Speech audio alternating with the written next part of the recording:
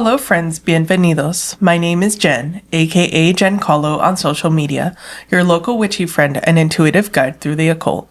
As always, my lovely husband and co-host is David, aka Premier Pools on social media. Hi everyone, on today's episode, Jen explains hypnosis. Welcome to the show, grab a chair, make yourself at home. Jen's got stories to share, you'll never feel alone. All right, well, let's get into it.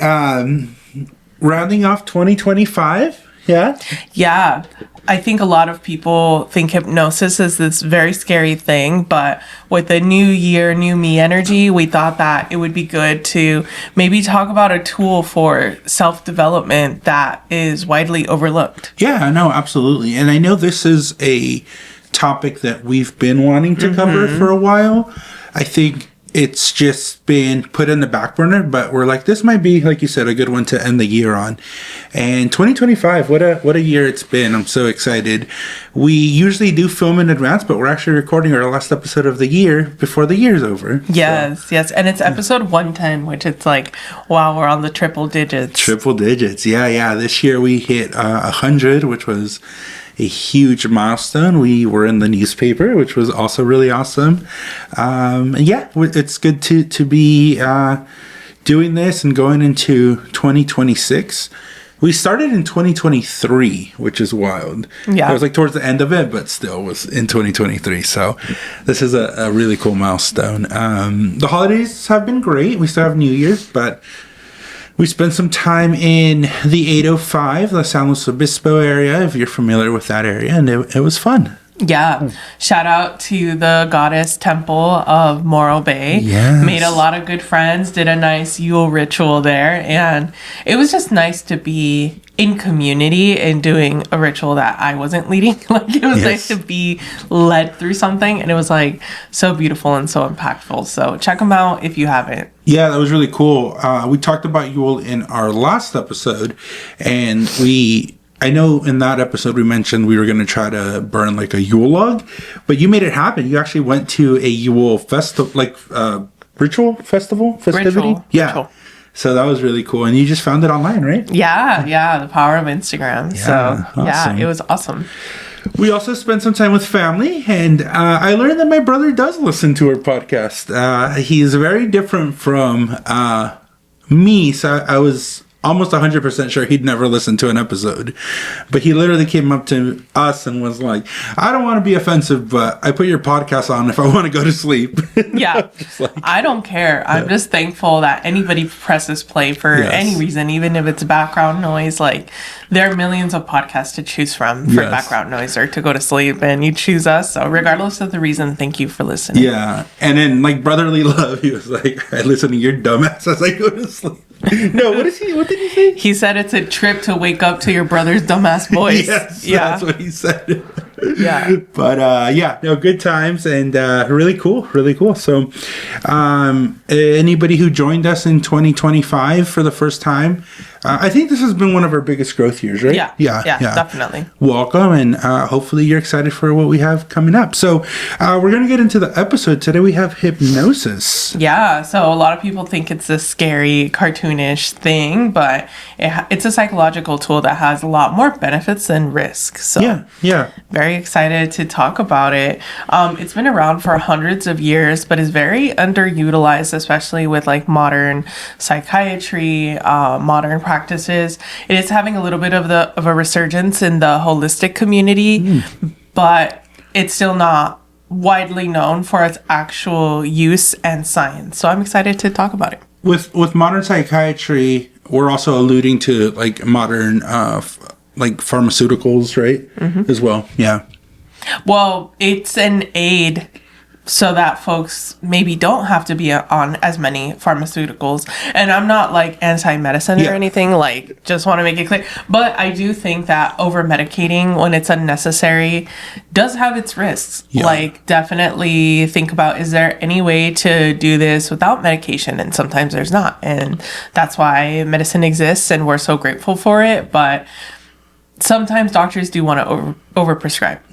Yeah. And I'm pretty much on board with that. I do want to kind of carve out that medicine is great, but with psychology and psychiatric support, I think there's this misconception that like medicine is just the cure-all. And I'm a very big advocate of working with your psychiatrist, let them know kind of what the side effects are.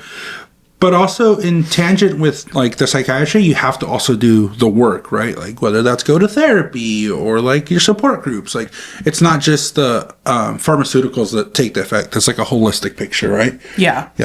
You can't just pop a pill and expect it to like cure you. It can just maybe regulate you and get you to baseline, but then you have to do the work from there. Exactly, yeah. And I think I'm more along that train of thought of like, let's do the whole picture. Where I'm sure there's overprescribing, but like I also don't want to be like, well, there's this conspiracy to like overprescribe us, which I'm sure there's like stats, but that's not what this podcast is about. So yeah. But what is the difference between like hypnosis and meditation is a question that is commonly asked. Yes. Yeah. So meditation is just about being in like the present moment. So if you have a thought that comes to you while you're meditating, it's just about letting it go and focusing on the here and now, but not focusing on like a particular subject. Versus hypnosis is about being able to hyper focus on one thing without distractions. Oh, so they're almost opposites. Mm-hmm. Yeah, that's interesting because I would have thought they had the same correlations as far as like the practicality of it. I almost saw meditation as like self-hypnosis, but it sounds like it's two different things. Yeah, I mean, there is some overlap. Like usually with meditation, you either close your eyes or there's a focal point. With hypnosis, there can also be a focal point. There's a lot of overlap that we can talk about. But the best example I could give of like how hypnosis is used is, for example, if there's a competitive swimmer that swims really well during practice, but then swims less favorably or they struggle during competition. That's usually because of anxiety. So it's like, how can you get rid of that anxiety so they perform at their best? Sometimes hypnosis is the answer. Yeah. So it's basically with hypnosis and this example of the swimmer can focus on swimming and tuning out the anxiety. Okay. Yeah. If that makes sense. While still competing. Yeah. So Dr. David Spiegel is one of the leading experts, and he's a professor and researcher at Stanford University. Oh, cool. He's like a second or third generation psychiatric like researcher, and also just his family did a lot of hypnosis work. So to him, hypnosis was not a foreign concept. His dad, I believe, used hypnosis during like World War II so that the folks that were injured could tune out like the pain. Because when you're in combat, like in a bunker, you don't really have an anesthesiologist on hand all the time. Sometimes it's like chomp down on this stick, unfortunately. So his dad used hypnosis through some of that gnarly stuff. The name sounds really familiar. I wonder if like we studied him in our courses. Through his research, he found a lot of cool brain science, and he also has used it on a lot of athletes, which we will get to. If you want to know like the true science behind this is just Jen telling you the spark notes. If you want to know the full breakdown, definitely go to Dr. David Spiegel's like research YouTube channel. He has an app called Reverie, but here are the spark notes. So through his research, he found that hypnosis affects the brain mainly in three ways. So there's the anterior cingulate cortex, which is a vital region in the brain, in the frontal lobe, which is kind of shaped like a C, and it's the hub for integrating emotion, cognition, error detection, conflict monitoring, decision making, attention, pain management, and regulating emotional responses. So it has a lot to do with how we operate in the world, in society, with our surroundings. And the dorsal part is like the alarm system. So if you hear like a loud noise and you immediately want to look at it, it governs your responses to keep you safe. But by reducing activity in that area, you can focus on a problem without your brain worrying about external threats. Because the reason why we have evolved to look at threats is because back in the day we wanted to run away from bears and lions and stuff. But now a lot of the threats that we perceive are not life threatening. They're more like social threats, or they trigger our anxiety, how we will fit into society and things like that. So we want to sometimes disconnect and be like, hey, this is not like this social problem that you're having, or this anxiety problem that you're having is not life or death. Yeah, I'm glad you touched on that, because I want to speak a little bit about that. At the end of the day, right, we are primates, and we evolved from primates, and I think you touched on a really great point. Sometimes I think we have to look at evolutionarily why we are where we are, and some of our response may seem disassociated, but exactly what you said, right? Back in the day, that did serve us to have our cognition ready, our senses ready to escape the threat, right? The danger in the bush, as you as some people put it. And what can be troublesome is, since we have the same response patterns, but we don't have the same threats, the response is the same, right? So the heart elevation, the adrenaline, everything that anxiety gives you is the same type of response that you had when there was a predator in the bush.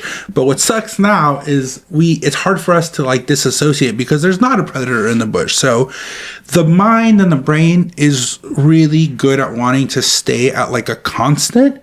So a way it does that is it fills in the blanks. And that can get us in trouble sometimes. It's really good when you have to make quick decisions, and people who like think fast on their feet like are really good at this.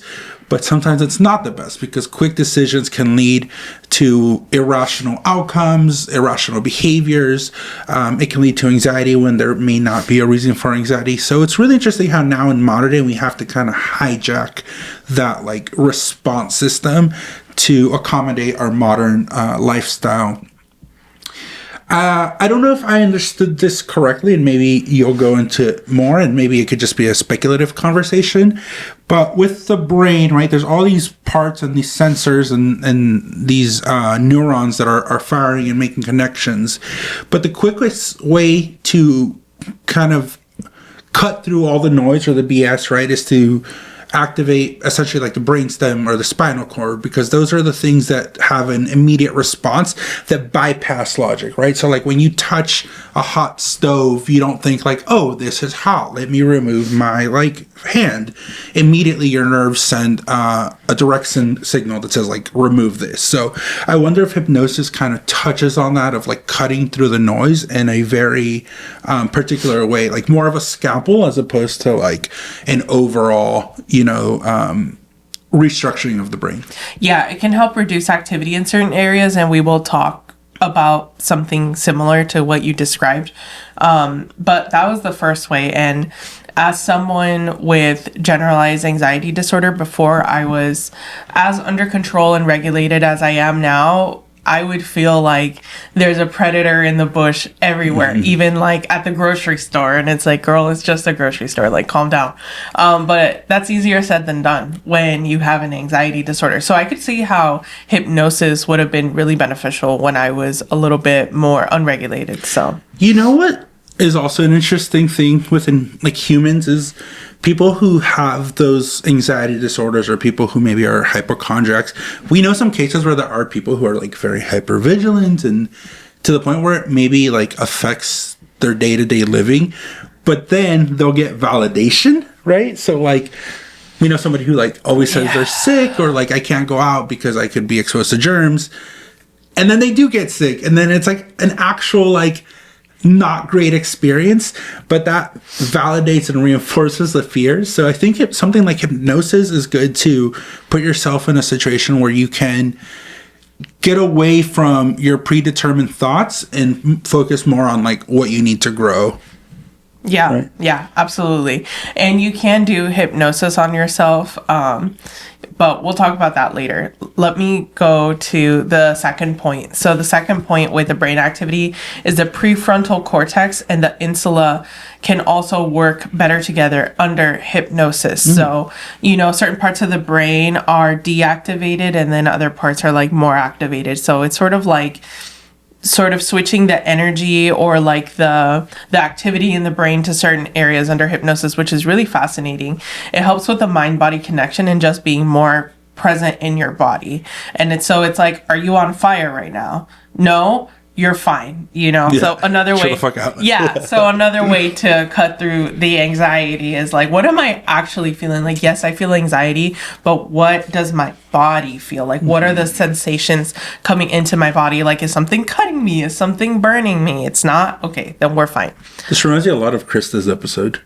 Yes, I was thinking the same thing with somatic healing and just being like grounded in your body. Yeah, a lot of overlap. Krista, do you know hypnosis? If so, you might need to come on again. Yeah, I know, right? And then the third and final, there's an inverse connectivity between the executive control network, which, again, prefrontal cortex, like decision making, higher thinking, and then the posterior part of the cingulate cortex, which controls self-reflection, measuring yourself against basically the standards. Like, I should be doing this. There's like, I should be doing this because it keeps me safe versus like, I should be doing this because society tells me to.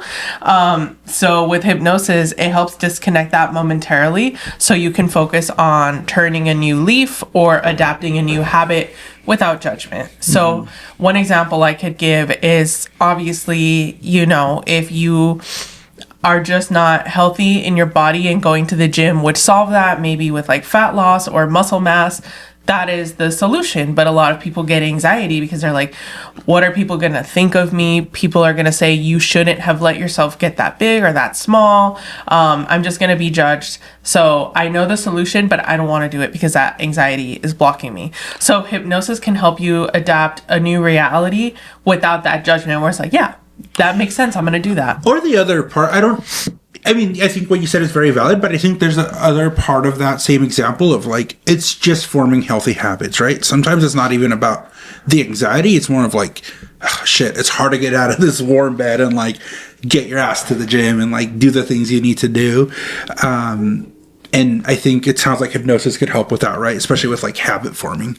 Yeah, whatever the reason is, that was just one example that I gave, but whatever the reason is, it helps you adapt and think about new realities of behaviors that you can implement without judgment. Because yeah, whether it's I don't want to get out of bed or people are going to judge me, it helps you bypass that and be like, I can do this. Yes, my legs can get me up to drive to the gym. My legs can walk me into the gym.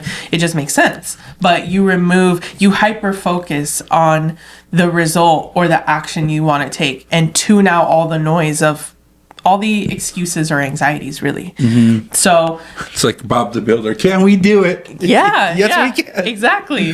So that's in a nutshell how hypnosis works, and that's why someone could be hypnotized like on stage to start doing the chicken dance, because it's like, can you do the chicken dance? Yes, you can. Should you do the chicken dance? No, because you're gonna look silly in front of a stage of people. But under hypnosis, it cuts through that, and that's why people start doing the chicken dance, and they're like, whoa. I do want to touch on that a little bit, and I this might just be the segment to do it because I was gonna go into it a little bit more, but I think there's the two types of hypnosis. It's the entertainment, which is like the hypnosis shows, and then there's the like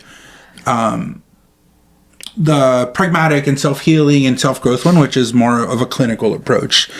With the entertainment one, and this is where I'm a little divided. Sometimes I do feel like hypnosis is kind of like chiropractic or like a chiropractic practice.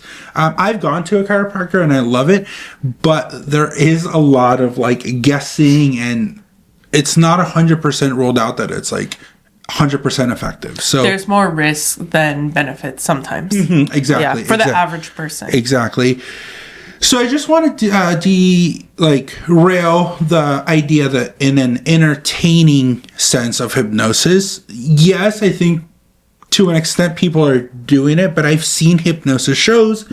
I've actually spoken to somebody who's been like hypnotized on stage, and their reaction is like, I knew what I was doing the whole time. It wasn't anything where they were out of control. No. Yeah. But I think the performer or the hypnotist also is able to like choose and pick like who they think would mold more to the idea of like being hypnotized on stage. For example, I saw somebody get hypnotized and I was able to speak with them after. This is somebody like I knew, but they were naturally very outgoing. They were like a dancer. They were an extrovert. They were a performer.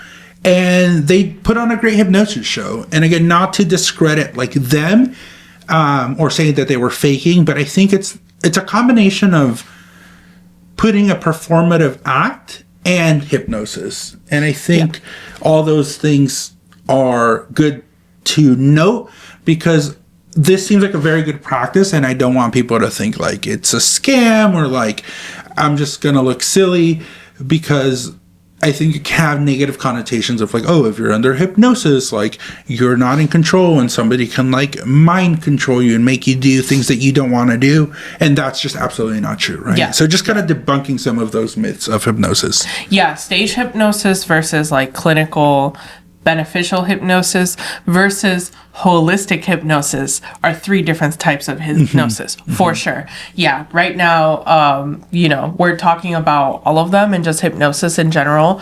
And interestingly enough, where you were like, maybe some people are more prone to hypnosis, some people are. And there's a theory that it's called the Dr. Herbert Spiegel eye roll test, which could be done to measure your sensitivity to hypnosis. Like you could do it to yourself, but basically the difference between how far you're able to roll back your eyes and how much white is from your eye to your lower lid can show if you're more prone to hypnosis. So the more white you have when you roll your eyes, the more likely you are to be hypnotized. So I wonder. Interesting. So there's clinical correlations. I wonder if the stage hypnotist looked for people with like bigger eyes, or like a bigger ratio of like eye whites to the rest of the eye. Yeah. And a good entertainer will always be able to adjust. I think a person who puts on a hypnotist show is actually very different than a clinician. It's kind of like your practice, right? Yep. If you had a talk show where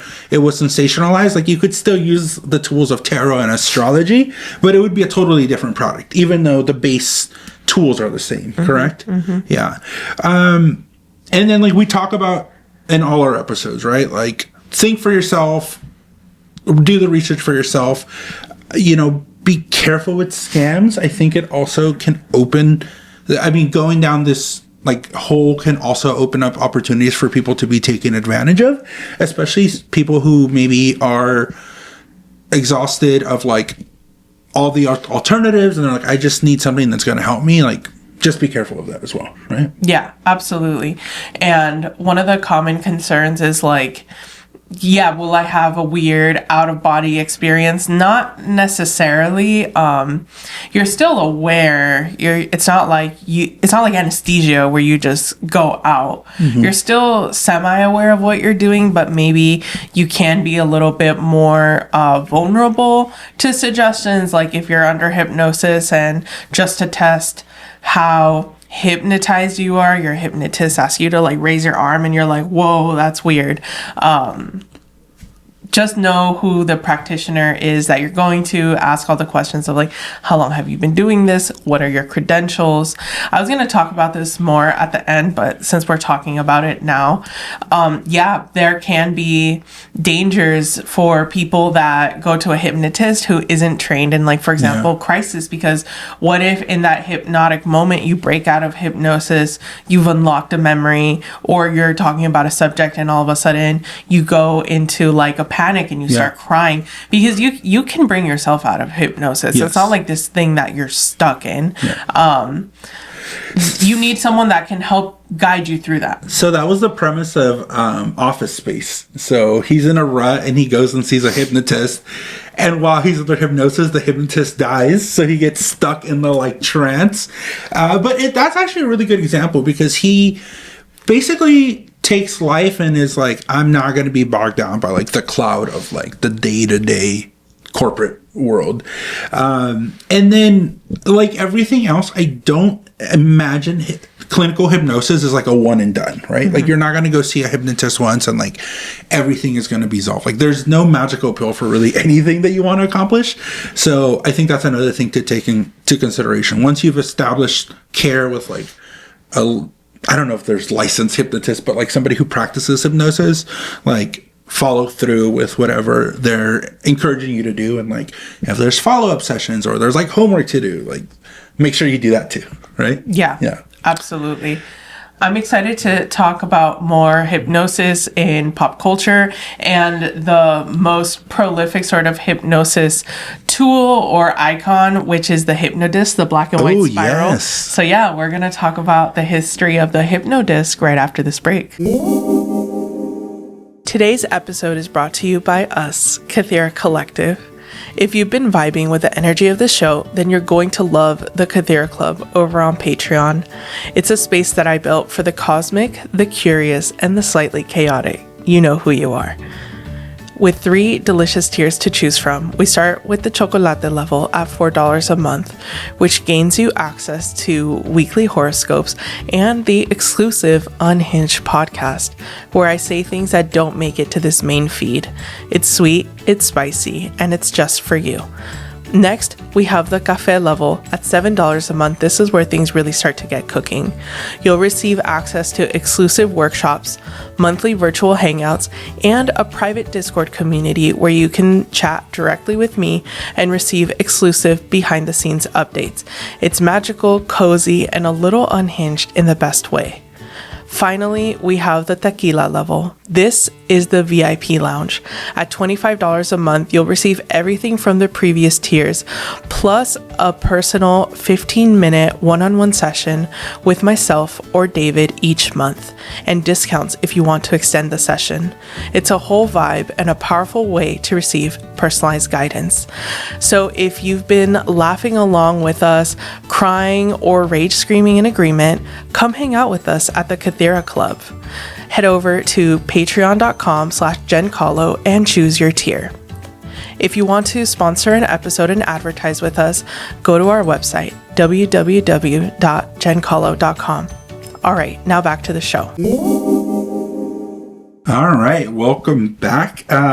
Do you think you would ever try hypnosis? I think I would. Yeah. I sort of wish that I had more time to do it and then come back and do this episode, but maybe I'll just do a follow-up one of these days, but I would. Yeah. What about that would be you? interesting. Maybe. Yeah, maybe. I mean, I think as a psych major, that's always part of like the curiosity. I think we may have touched on it on like a chapter or two in Intro to Psych. It's very sensationalized, right? So people want to know about it. The number one question that's asked is it true? Is it real? I think there's definitive answers and clinical trials to show that like it is a true practice. The effectiveness of it, though, I don't know. And I think I'd be open, but it's kind of like the same when, there's tests and trials that show that like prayer does have like a positive effect. It's along those lines for me, but Yeah. I don't completely discredit it. And I wouldn't be opposed to it. I actually know someone who says that I know how to do it. I don't know how true it is. They had offered years ago. Now they're practicing Reiki. So, yeah, I don't know. Very cool. I also know 2 hypnotists. Yeah. And I didn't have a chance to reach out to them. Maybe in 2026. I don't know. But I do think, though, that licensed therapists or LMFTs, there are some who specialize in hypnosis. So I think that's maybe the route I would go. I know in the past when either maybe I was looking for services for myself or one of my clients, like there's filters you can put. And I've seen like hypnosis or hypnotherapy. Yeah. I think it's just like anything, if like there are people that do veneers without being a dentist. Oh God, yes. Yeah. And there's this girl doing braces now. Yeah, Did you see that? crazy shit. Oh Yeah. my gosh, yes. Like- I was like, ugh. Or people doing like underground fillers and Botox and shit. Like anybody can take anything and do it outside of like a regulated space. So hypnosis is no different. Yeah. I think I'd be interested in really learning more about maybe self-hypnosis and trying it. Maybe we can, 2026 is coming up. We could do a The little. app Reverie is what Dr. David Spiegel did so that people can do self-hypnosis at home. Yeah, maybe we'll try it out. Are we But- getting a kickback from Reverie? I know, right? No. He's just like he's the person that has put the most content out there about hypnosis, and he works at Stanford, so I'm like, okay, you're legit enough to where I will actually listen to you. He also did an episode of Star Talk with Neil deGrasse Tyson. Cool. Yeah. So it was a great episode. Get him on the podcast. I wish. Anyway, so just to wrap up the question, like, can you be stuck in hypnosis like Office Space? No. if you are not brought back out of hypnosis, you will bring yourself out of it eventually. Like, it'll wear off, or if you go to sleep, you'll wake up not hypnotized. So it's not like a forever thing. But now let's talk about the hypnotic spiral, which is very, very iconic. So the hypnotic spiral, or the hypnodisc, is that black and white, like type of like spiral that you see in like maybe old school like horror movies or thriller movies. Right here. Yeah, David will pull it up. But the reason why a lot of people know that hypnodisc now, yes, is because of media, but what brought it to the media's attention was stage hypnotists. Yeah, that makes sense. In the 40s and 50s, it was a stage act. It was like all the rage. Honestly, low key, kind of how tarot readers are right now. Like, things come in fads and waves, but the reason why it was so popular is because it was so eye-catching, and the stage hypnotists believed that it would cause like eye strain and fatigue, and basically help people become more sensitive to hypnosis so that their stage act would have like a greater chance of success. But ultimately, it's just a focal point, similar to like the swinging pocket watch. It's just a focal point. Yeah, that's what I was going to say with the iconography of hypnosis. I don't think the hypnodisc, I think the pocket watch. Oh, I think the hypnodisc. Interesting. Yeah. I have I know you're going to talk about pop culture. Are you going to talk about America's Got Talent by any chance? No. Okay. So let me touch on that, because I think this is a good place to interject this. So there was an episode of America's Got Talent where they had a hypnotist, and I have a couple of thoughts. So one of the things was like, he started doing the hypnosis on stage, but they cut to like a segment where it was Nick Cannon was talking, and they're like, for safety reasons, actually, we cannot show this on national television while he's doing the hypnosis, because somebody could get hypnotized out there. So I don't know if it was like a full disclaimer or it was like part of the showmanship, but on that episode something kind of crazy happened. Howie Mandel, one of the judges, is very known for being germophobic, to the point where he like doesn't shake hands. He hits you with like the elbow bump, or doesn't like touching things. He's like known to be a germaphobe, like to the point where he's taken like medication for it and like seeks professional help. Like, he's very open about it. But this dude was able to hypnotize him. And during the hypnosis, Howie was able to like shake people's hands and not fear like germs. So it was very interesting, but I did see something that I thought kind of was like cool, because it was a little behind the scenes and gave it some validity. Obviously, when something's for TV, you only see like a small cut, but I saw like a behind the scenes thing where it's like, no, it took a significant amount of time to like get him hypnotized to that stage of like total calmness, because in the show you it almost makes it seem like he did like the hypnodisc and like then, that. Yes, and then like right away. But there was some behind the scenes that was like, no, there was a lot of work that was put into like hypnotizing him. And then Howie did like a post interview where he went on a talk show, and they asked him about it, and he's like, honestly, like, yeah, that was crazy, and like even when I watch it back, like, it gives me anxiety. And it was just an interesting example, and I think that maybe is the thing that has given it more cadence for me to be like, there's something to this. Yeah, I think so. And like, if someone has OCD or is germophobic, they're more likely to be hypnotized, probably. How do you figure? Because at that point, like, to have that relief of like just, you'll do anything, to focus on like one thing, that's true, probably more likely to be susceptible to hypnosis, as like a release of the brain being like, okay, I finally get a break. But that's just my theory. But anyway, yes, hypnosis has been around for hundreds of years. The hypnodisc, the black and white spiral specifically, was not just because of the stage performers in the 40s and the 50s, but in like late 1800s France, there were some neuroscientists that were trying to see like, can this be used medicinally to help people under hypnosis? So that's where the hypnodisc came from, or some of the origins. So I thought you were going to say like for war purposes. I mean, it definitely came to be useful in like World War I and II, because at that point war was just different. interestingly enough, I see a lot of similarities with hypnosis and meditation, where there's like a focal point and it's about like being present. But with meditation, it's about being present in like to be still, versus with hypnosis. Like grounding, right? Yeah, with hypnosis, it's like being present to troubleshoot a specific area. But I also see similarities with hypnosis and ketamine. Oh shit! Okay, Yeah. do tell. Yeah, well, a lot of people take ketamine and Especially in Utah. oh God, and want to. Yeah, a lot of people do ketamine to be in that blissful dissociative state. That's the K-hole. I don't know from personal experience, but that's Is that different than the a-hole? maybe. But that's why a lot of people do ketamine, because they have this like blissful disassociation. There is like ketamine therapy. Again, you could do ketamine on the street, you could do ketamine by yourself, you could do ketamine with a professional. Not the special K. Same thing with hypnosis, but with ketamine with a professional, it basically, from my understanding, it helps someone like think about maybe a painful event without all of the emotions rushing them. Like they can sort of logically like Dissect them. it, step back and be like, oh yeah, that did happen. That was interesting. Let's move forward, you know? Well, shit, I asked you if you do hypnosis. Would you do ketamine? I don't think so, because I'm just very sensitive to different medications, so I'm sure I would be sensitive to drugs. Yeah. So between ketamine and hypnosis, I would rather do hypnosis. To me, it's the safer one for me personally, and for most people probably. As I listen to this episode and the conversation, I think a lot of people may have this question, they may not. I have this question.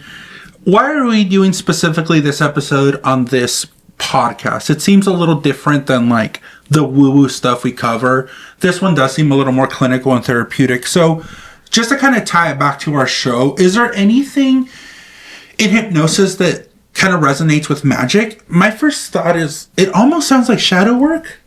Yeah, it is a form of shadow work, I would say, because you have to move through this painful event. So it can aid in shadow work, making it not so painful. Yeah. And based on your research and based on what you've learned, what would a hypnosis session pair with, in the sense of like a new moon, an eclipse? Like bring it back to the magic, I guess. Like if you wanted to do a session of hypnosis. Astrologically, it depends on what you're using hypnosis for. Is it for releasing or starting something? If you're doing hypnosis, for example, like because you want to, I don't know, start going to the gym, like the gym example, right?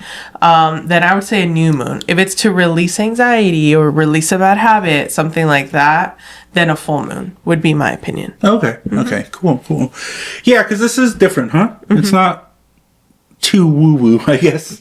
Yeah, I mean, it can be. There are a lot of holistic hypnotists out there that are starting to practice hypnosis without, like, you know, some sort of psych degree, which I saw in San Francisco. I saw a few hypnotists and I was like, oh, that's interesting that some people are like providing hypnotherapy. Oh, you did? When you were at Infinity Coven? Yeah. Oh. I mean, I don't want to say anything like positive or negative about No, them. I know. But I did see that and I was like, oh, that's fascinating that there's this movement towards like... There were like signs and shit?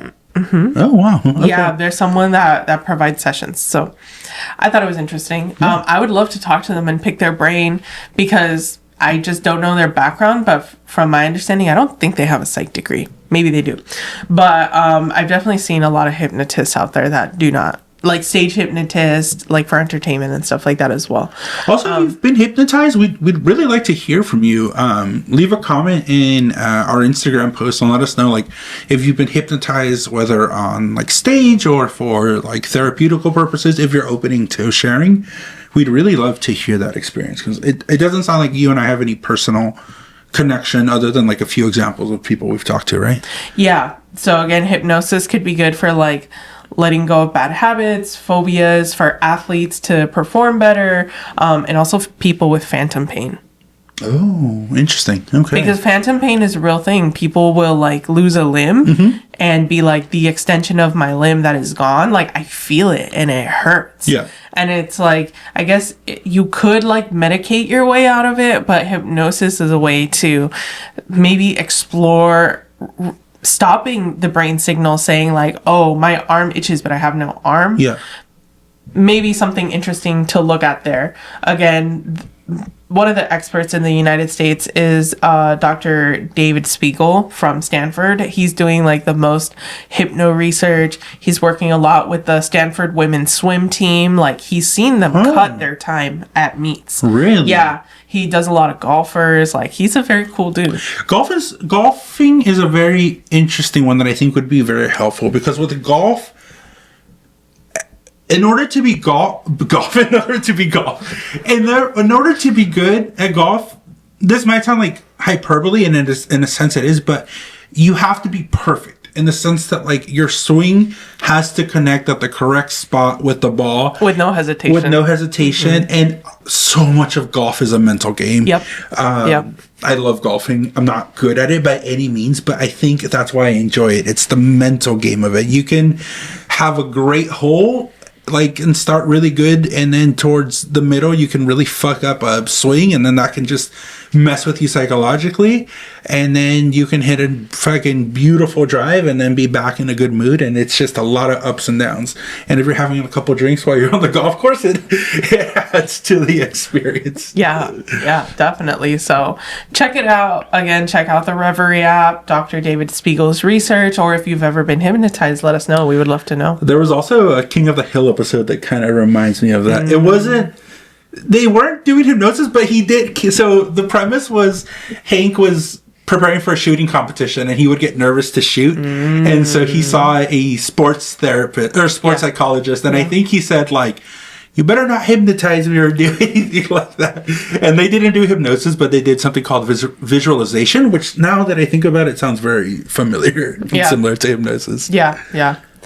Definitely a lot of overlaps. So yeah, I didn't want to do this episode because I only knew of like stage hypnotists, and I'm like, it's lame. But once I actually opened my mind and I was like, no, we'll do this episode, I'll actually research. I was like, oh shit. Yeah. There are very positive clinical adaptations of hypnosis, which might be good to implement. I don't know. And you're back on the research. I took over last week's episode of lyrics and did not go well with the research. So Genesis is back on research. No, it did.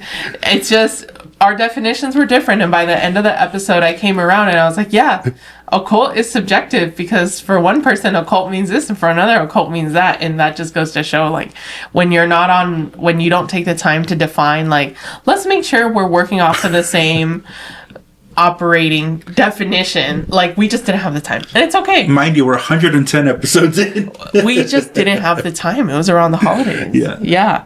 But anyway, we got some comments. We already talked about your brother, but from Jamie Lynn SQ on Instagram on the Yule episode. As a fire sign, I also love to light stuff on fire. We did a Yule log too this year, and I was blessed by a client at Moonchild to educate me on some of the traditions of it. I appreciated the thorough information given out for the holiday traditions, and the origins were so insightful. Thank you, Premier Pools or David, for bringing in the mention of people finding solitude in celebrating over the holidays despite trials and tribulations relating to the pressure of society. That was key. Loved it, you guys. Oh. And then from Mercy on the Yule episode post on Facebook, love the Patreon and all the extra content it provides. Thank you, Jen, for all you do. Thank you so much. I'm so excited to expand the Patreon and some of the offerings, and now we have Zoom Pro. So I'm excited to sort of level up like our webinar game. So yeah, very excited to do more stuff with y'all on the Patreon. Speaking of just services, we've had, I think more recently, requests for readings to be recorded, and we never really pictured people wanted them recorded, but we can do that for you now. And I don't know why that's not something we thought about, but people want that. So yeah, it's becoming more popular. Like, oh, can I record this and watch it back? It's like, oh yeah, sure. Yeah, it's your session. So it's your session. Yeah. So yeah, we can do that now. And then on the Ozzy episode, a comment from David's brother, how did you not know who Ozzy Osbourne is, was a question on Christmas. Yes. And then from Jamie Lynn Eskew, or Jamie's Rating Rainbow on Instagram, who sponsored that episode. Yes. She said, okay, so the Scorpio Venus placements and Sharon as a Libra and Ozzy as a Sagittarius, this charting is so eye-opening to the dynamics they shared. What a beautiful episode, showing even more behind the scenes of an iconic rock star and movement. I'm so happy you were happy with really your episode that you Yes. sponsored. We really try to do Ozzy justice as to, first generation Americans, because we didn't grow Yeah, my up brother with, gave me a lot of shit on that. yeah, like we're both the older sibling, so we kind of came to the Americanized things a little later than our younger siblings, or at least I can speak for me. Yeah, I was going to say, speak for yourself. Yeah. I grew up with like a lot of Spanish music. I didn't really hear English music until I was like 10. Yeah. And the first song I fell in love with was Miss Murder by AFI. And then that's the demon that was created today. But anyway, yeah. And then speaking of Jamie, for Christmas, I got you a aura reading for our dog Lucy. Yes, I am so excited to schedule this aura reading. And then funny enough, I got a reading for one of our good friends who has a dog. I was like, oh, I want you to get your dog's aura read. So yeah, Jamie does gift certificates. The gift certificates were flowing on our side of the social circle. So yeah, Great gift. go check it out. It's a great gift. Yes. And then just for some quick announcements, after much kicking and screaming, I finally made a Facebook page. You can ¿Estás en el face? Estoy en el face. You could find us under Kythera Collective. I didn't want to make it under Giancarlo because I'm like, I don't know. I have some thoughts to slowly maybe integrate like Kythera Collective as a whole, because we just have some plans that are going to be bigger than just me, the persona. So You know that when we came up with our name, that's one of the reasons why I pushed hard for collective, because I was like, it gives us the opportunity to spread not only to us, but maybe other people, and like, it doesn't limit us. So yeah, exactly. that's so where the collective comes from, in case anybody was curious. yes, I'm excited for some stuff that is gonna come out in 2026. Not ready to showcase just yet, but yes, the collective will most likely expand. So get in touch with us on Facebook as Kythera Collective, or Instagram, TikTok, YouTube, Blue Sky at Giancarlo and giancarlo.com. And remember, if you like this show, share it with a friend that might also enjoy it, rate it, and give us 5 stars. All right, everybody. Well, thank you so much for listening today. Yes, remember, the magic within you makes the world a more beautiful place. Blessed be, and signing off. Bye.